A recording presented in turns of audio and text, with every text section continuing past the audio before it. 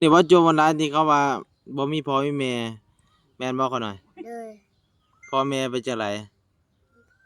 แม่ตายไปแล้วพ่อติดยาโอ้พ่อเป็นจังไดเนาะคือสิแบบบ่ฮู้ภาษาเลยเนาะเพิ่นก็เป็นคนบ่ปากบ่ติงแนวออกตนญาติโยม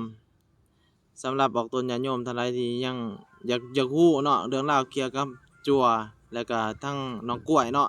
นี่ก็ได้มาถ่ายทั้งจั่วหยังก็จั่วบุญหลายเนาะจั่วบุญหลายเพิ่นบวช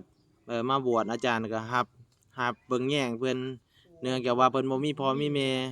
กำพร้าพ่อแม่อีหลีหล้อเลยแหละผู้นี้นะบ่มีพ่อมีแม่แบบพ่อก็มีก็ส่ำบ่มีหั้นแหละไปเรื่อยบ่อยู่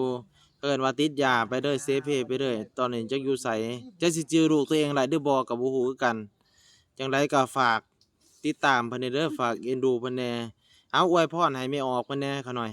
อยู่ดีมีแรงเด้อแม่เอออยู่ดีมีแรงเอาสาธุอนุโมทนาฝากกดติดตามเพิ่นเด้อออกตนญาติโยมเบิดทุกผู้ทุกคนเลยเอา